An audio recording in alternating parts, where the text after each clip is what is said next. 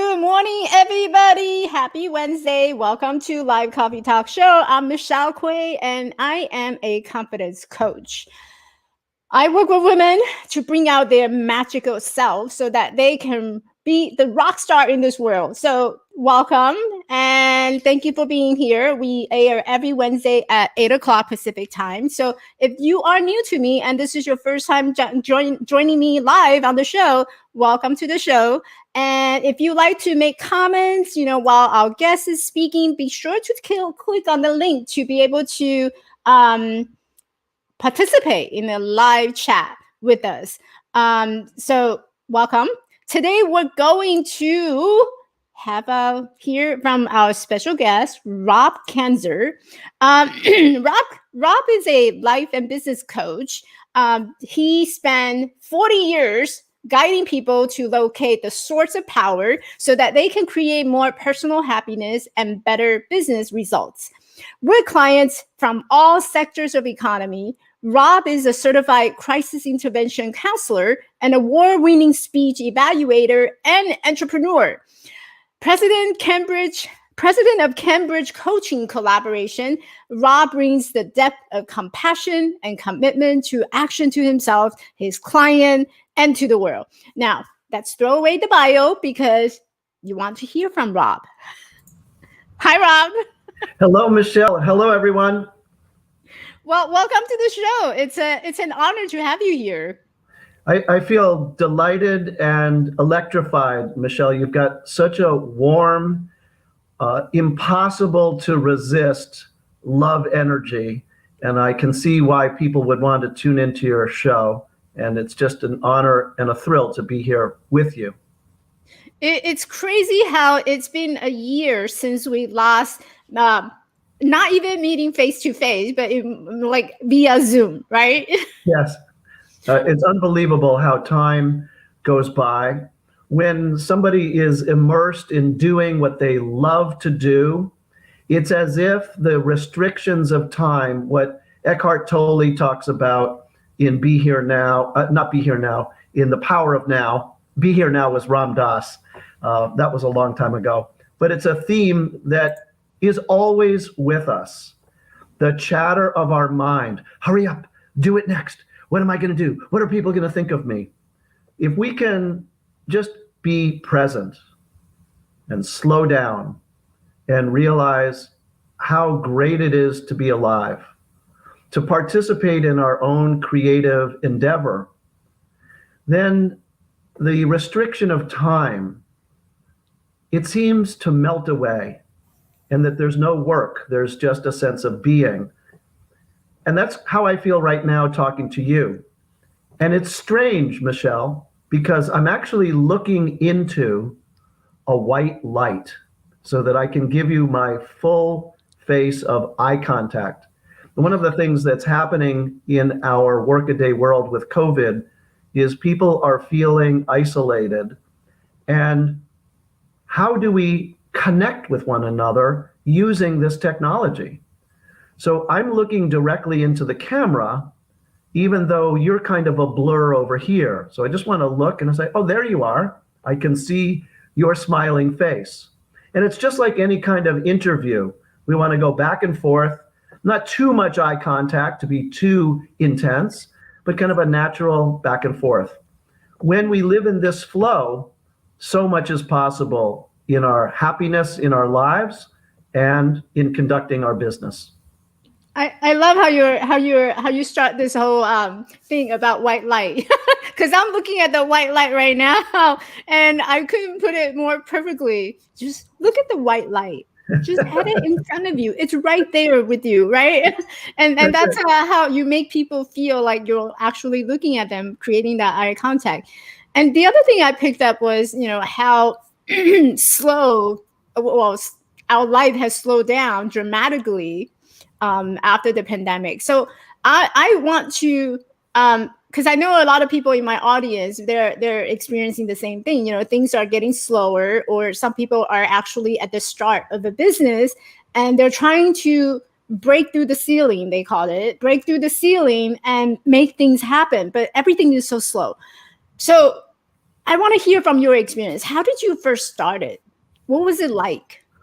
Wow. Thank you for the question. When I think about how I started, I reflect on growing up as a boy. I was the oldest of three. My parents had a tough lower middle class upbringing. My father literally got into fistfights in the streets of Brooklyn, Crown Heights, being chased after by kids and being taunted because he was Jewish. And I was shocked to find out when I was older that my father was actually in fistfights. I was the wonderful recipient of his love and dedication, along with my mother as well, growing up in a town called Weston, Massachusetts, where far from the grimy streets of Brooklyn, I knew nothing about anti-Semitism. All I knew is my three best friends all had tennis courts right in my very own neighborhood. One had a swimming pool, and one had a horse, and his father had built a church organ in their basement and played it like a maestro. We played sports all over the neighborhood. Everything was fantastic every season of the year, except for one thing. All was not well in paradise because my mother suffered from a mental illness. And back in the 50s and 60s, we didn't have a liberal, open way of speaking about mental illness. It was kind of in hushed tones. Mom needs to go away for a rest. In fact, it was to McLean's mental hospital. So here I was growing up, the son of a father who was an award-winning businessman in his own right in Boston, known for his command of the English language and putting together advertising campaigns that were award-winning, and having private conversations with my workaholic father from time to time, learning about the deep psychology of human needs and how to convey and connect with people. At the same time, there was an unconscious message I had growing up to make sure that communication was flowing well between my younger brothers, because I didn't want them to upset my mom. So this was my growing up, kind of a genetic disposition and an environmental disposition all around the flow of communication. In high school, I was the co-captain of my soccer team, and I learned to take the team to its first ever, not just winning season, but actually winning the Dual County League championship. It was quite a heady experience for a 17-year-old kid, one of the smallest kids in the entire class.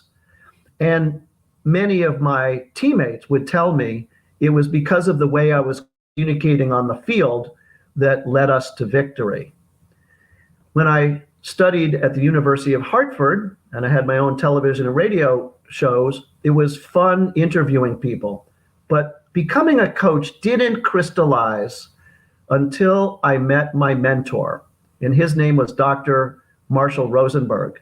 Should I tell you what happened in 1981 when I met him? Absolutely. Yeah. I'm waiting here, sitting here waiting, like, okay. My whole life was building and building to that moment where, as a 26-year-old, I finally had it crystallized. I knew that I was interested in communication. I knew I was interested in helping people, but I didn't really understand exactly how to put that into a business. Mm-hmm. And when I went to this workshop called Nonviolent Communication, the language of life and the language of communication, it was one of the hardest things I ever did. It took so much work to follow what Dr. Rosenberg was asking us to do, which was listen deeply behind what somebody is saying. Listen deeply behind what they're not saying. Listen deeply when you see their actions, and listen deeply when you don't see their actions, and listen for two things. Thing number one, what is the emotion that the person is feeling? And thing number two, What is the need that the person has? And he taught me, Michelle, most of our lives, we've been taught to play this horrible game called Who's Right? Instead of playing the game, how do we make life wonderful? And as I said, this workshop was very hard to do. I mean, I thought I was already a compassionate listener. I thought I was already a good communicator. But what Dr. Rosenberg taught me was to slow down, to watch the reactive mind that constantly is chattering, and instead to listen with the heart of my own humanity and the humanity of another. Well, I left that workshop and I thought, well, I tried, but it's too hard for me. I can't do it.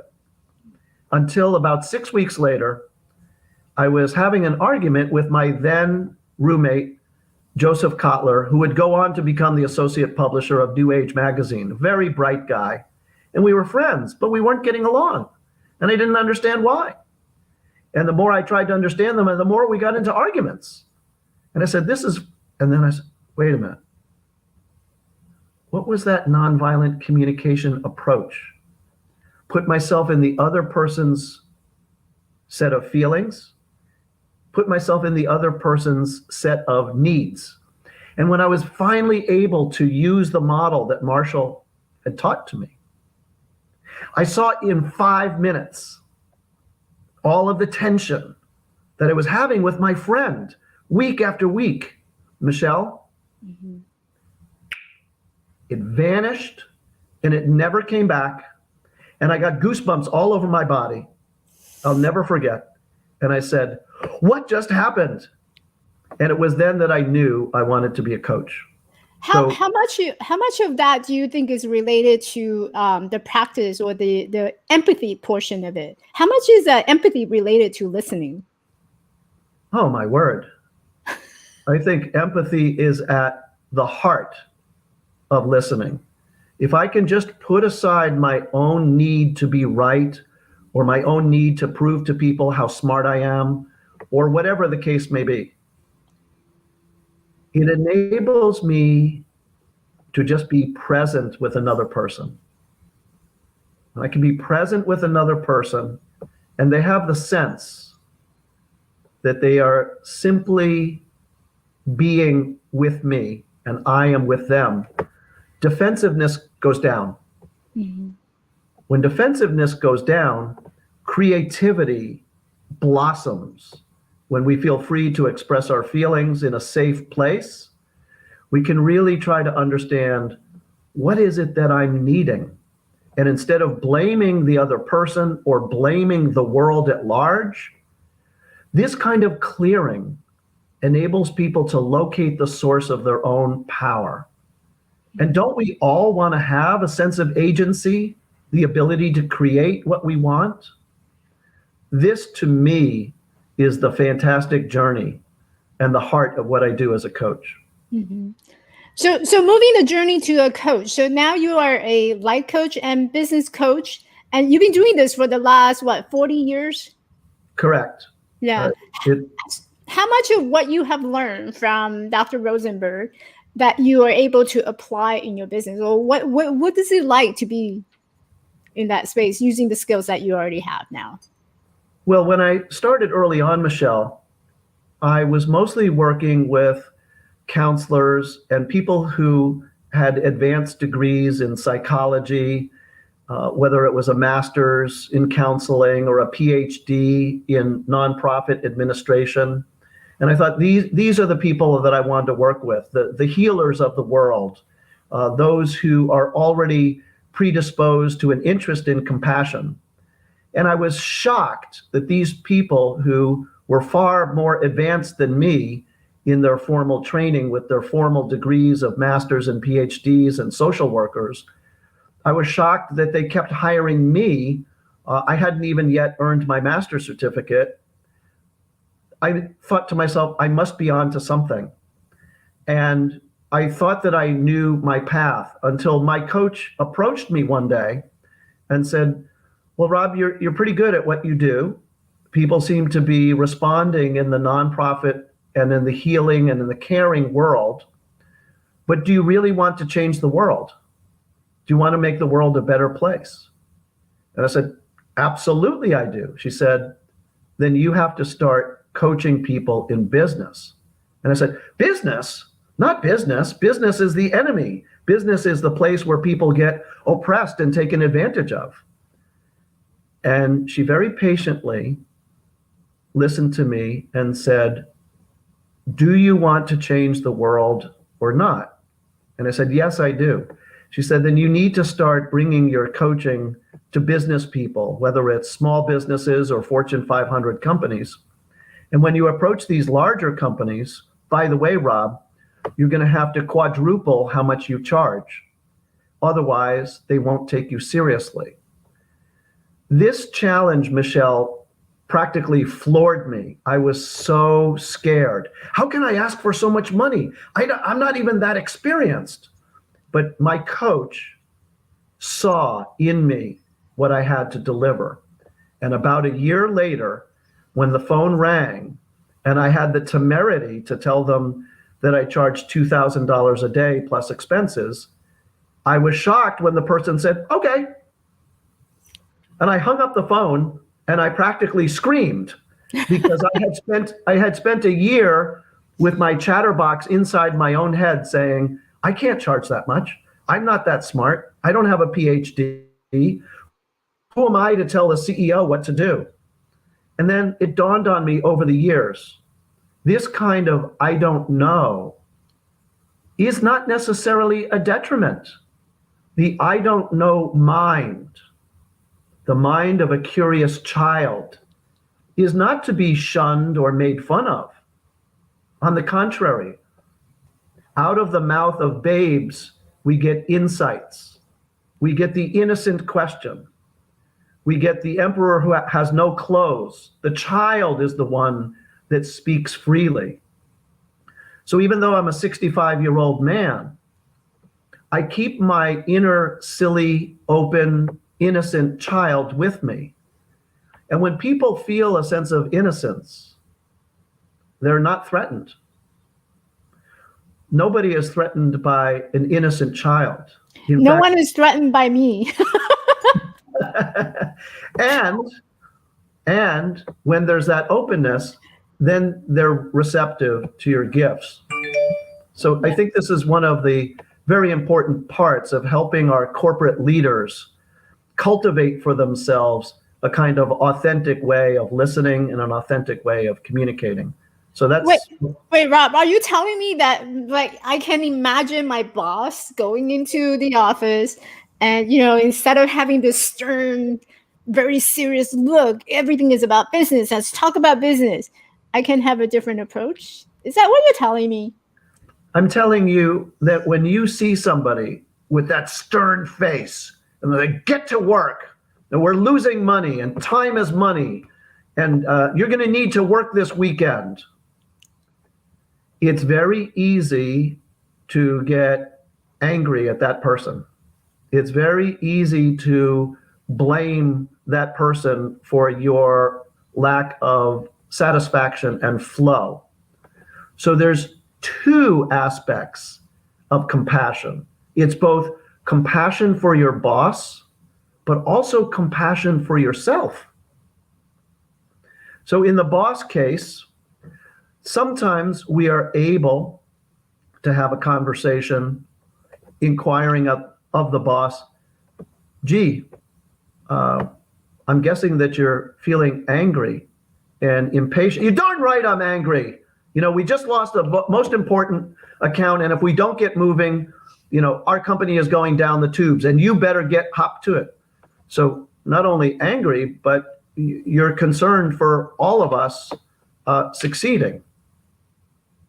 What? You're concerned. You want us to succeed. Well, of course I want you to succeed. Okay, well, could we have a conversation about success? Yeah. What are you talking about? Well, in order for me to succeed, I have some needs. Would it be okay to share with you what those needs are? Is this going to help our business? Yes, absolutely. All right. What do you mean need? What are you talking about need? Well, boss, I need a sense of respect. I need a sense of shared responsibility with you. I need to have a sense that we're on the same team. And what would really be helpful for me is if we could have a daily check-in of 10 minutes. Would you be open to having that kind of conversation with me? I don't know. Maybe. Okay. Well, thank you for saying maybe. Thank you for being open to it. Would it be helpful if I wrote down some of my ideas and sent them to you in an email? Yeah, it would, because I'm not really even understanding what you're talking about needs. Thank you. I had a conversation like this with my own boss not too long ago because I was doing something. I was on the computer. I was doing something, and supposedly he was in his office hearing something else. So he came out. I remember he walked out, and there was someone else, another colleague, sitting right next to me. And suddenly he was kind of using it in a very accusatory voice of, Michelle, you're supposed to be doing this. And it caught me off guard because I was not expecting someone to come out from his office and just talk to me this way in front of another colleague. So I felt really angry. I felt really offended. And so now the old me, and you know how you were talking about the chatter, the voice that in our head, the old me would say, okay, it is what it is. I don't like this place. I'm moving out of here anyway. Let me just deal with it, suck it up, and I'll just live with it. Instead of doing that, I took it a step further. I'm like, no, this is not okay for a leader to treat me this way, right? So I brought him to his superior's office. I said, listen, we need to have a conversation. And this is exactly what I'm going to tell you. You are not a good leader to me. Well, it's interesting. The distinction that I learned from Marshall Rosenberg is the difference between saying you're not a good leader, which is what Rosenberg would call an evaluation of who's right. Yeah. But when you talk about needing respect, that's very different. Yeah. When we hear you're not good at what you do, the listener is going to either feel hurt and defensive, or they're going to say, you're right, I'm sorry, I'm not a good person. So this idea of good and bad, who's right, kind of blocks the flow. But when you talk about your need, I need collaboration, I need respect, I need a give and take, I need to feel safe. Mm-hmm. This is a different kind of conversation. It's not about who's right. It's not about us judging our boss. It's about us embracing our own power, having compassion for ourselves, taking responsibility for ourselves. Now, I can also have empathy and compassion because it can be very frightening to bring up the conversation. What if my boss fires me for speaking up? What if my colleagues don't come and support me?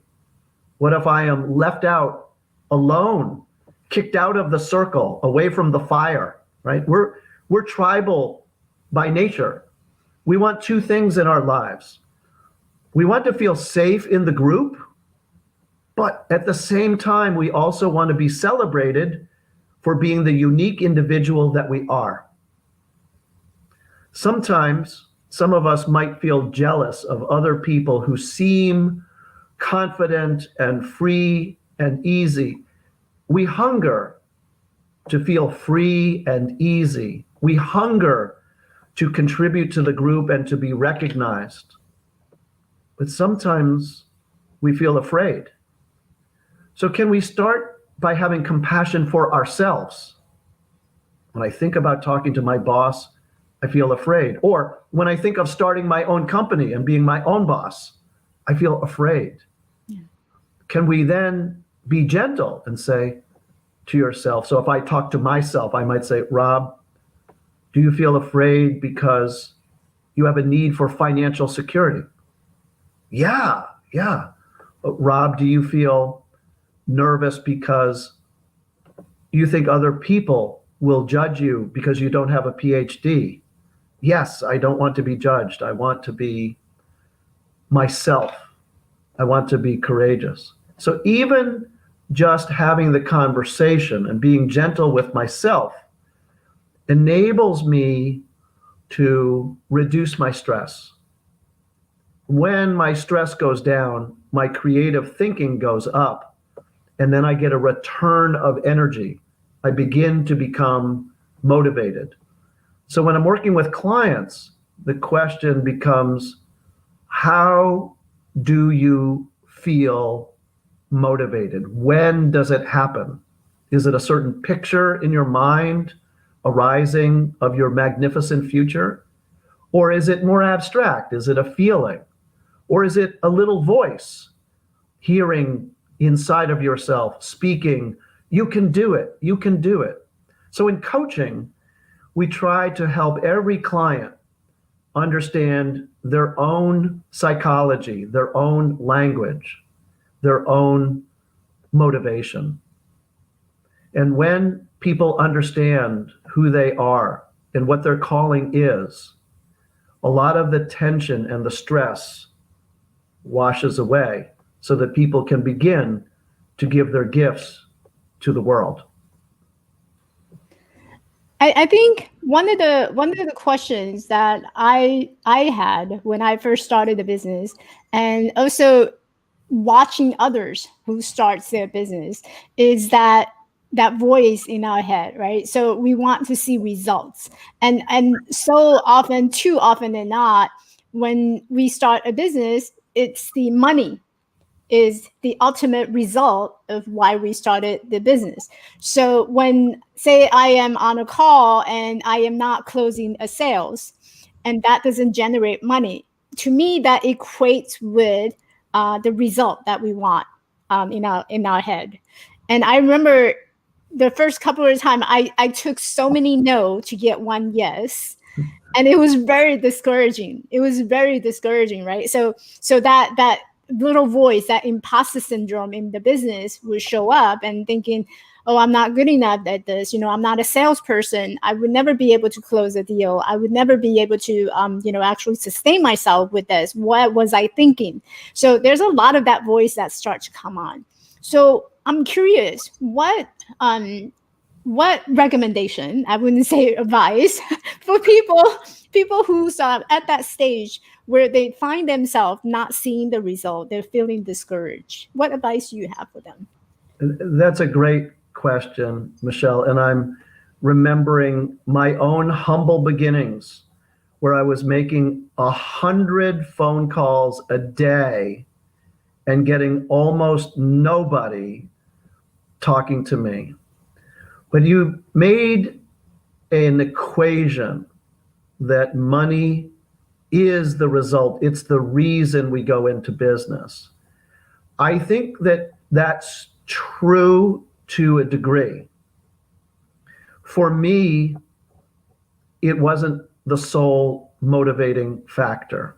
For me, it was that story of Joseph, my friend, and that goosebump moment of having a breakthrough that I really sincerely in my heart wanted to share the model of communication with others, to coach others, to bring to others their own liberation that I had experienced.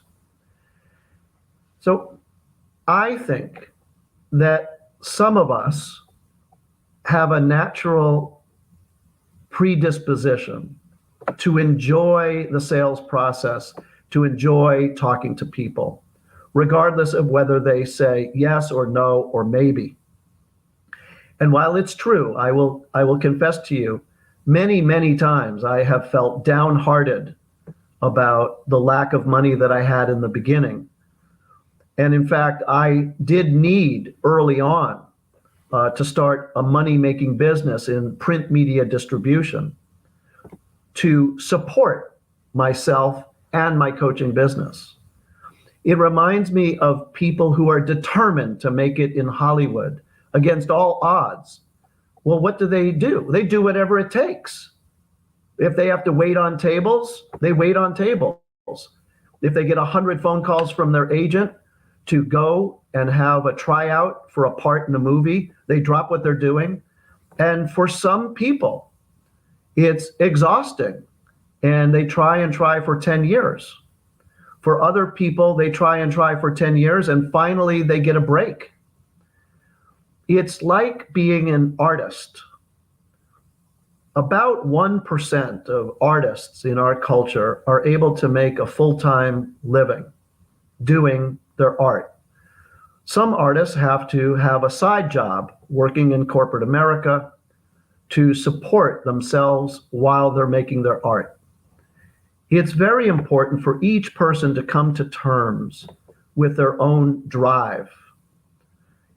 If you really, really feel the drive, even if you get turned down, you will get some reward just by getting in the game.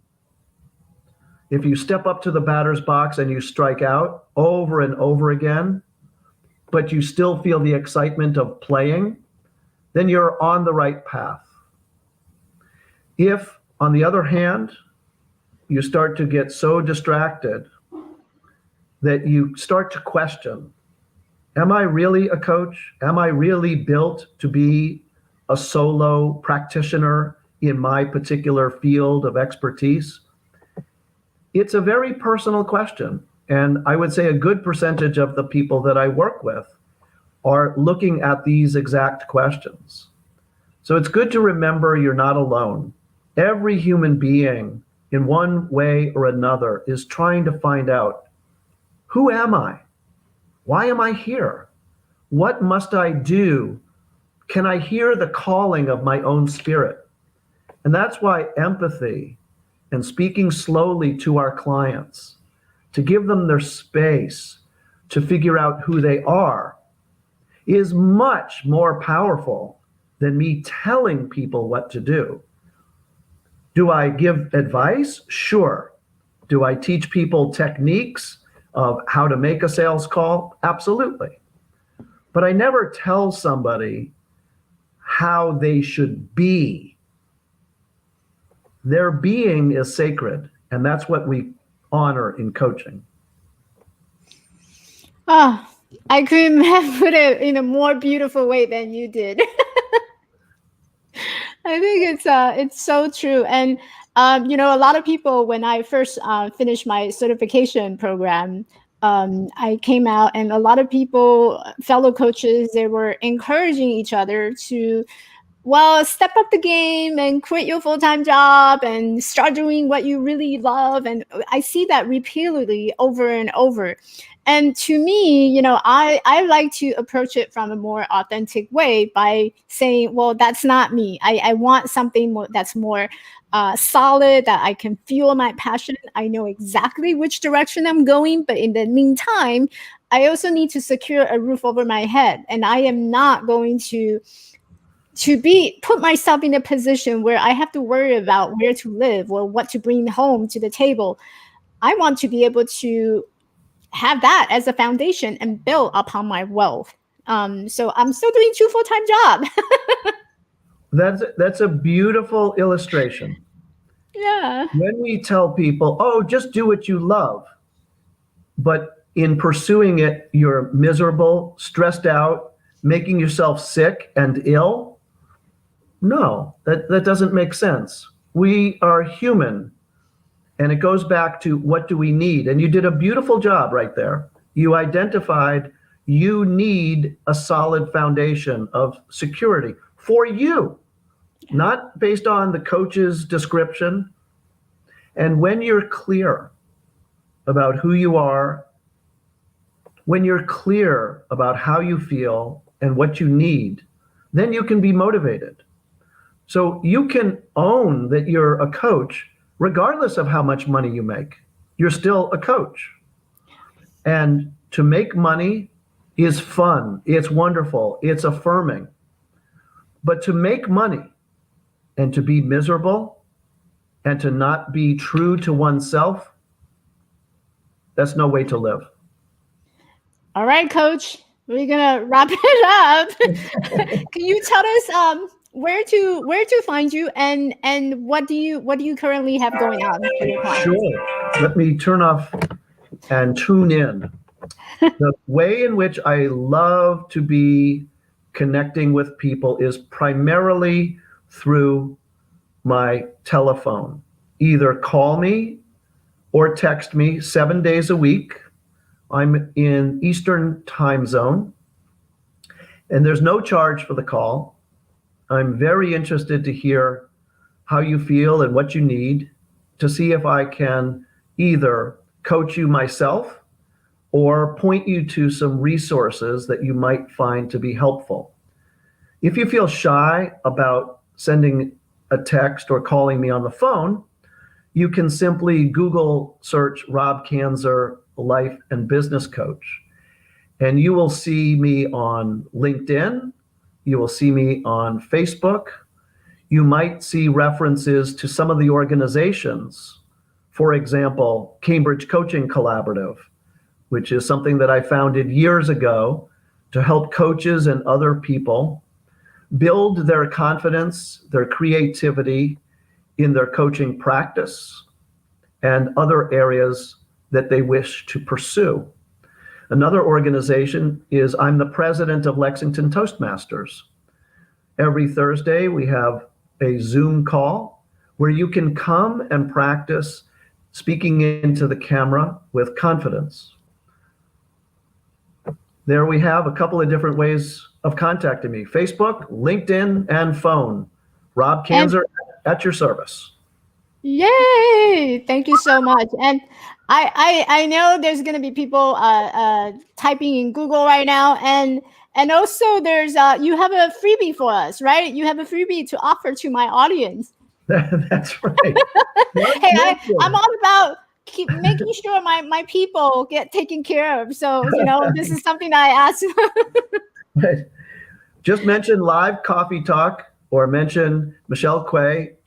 Either of those, even if you just put the word Michelle, I'll know what that means.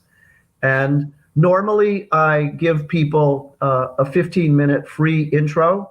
So I'm doubling that to 30 minutes if they mention you, Michelle, or your show. That's perfect. So be sure to mention my name. This is Live Coffee Talk, and that is Rob's number. And he is offering a 30 minutes free complimentary call. And yes, I would highly recommend to take advantage of this, because if you're being, just sitting there and feeling stuck, and even if you don't want to, jump on a call, maybe you're too shy to get to know me, give Rob a call, because, this is something that you can go around and have different tastes of what all coaches are like.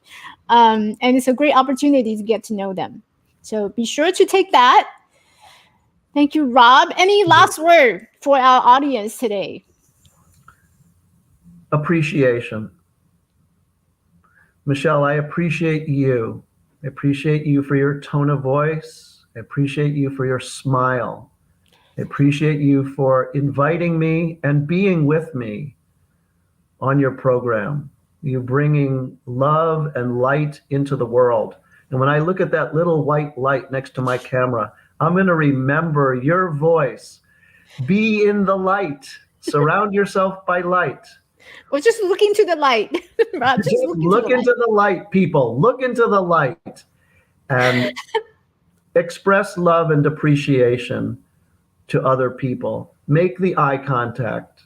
Slow down the rapid mind. Inhale, exhale. And in addition to loving others, love yourself. Beautiful. Thank you so much, Rob. Thank you for coming. Thank you, Michelle. If you just bear with me, I'm going to wrap up and close up the show. All right. ladies and gentlemen, thank you so much for watching this week's live coffee talk. This is something that I air every Wednesday at 8 o'clock Pacific time on love, courage, and connection. So join me again.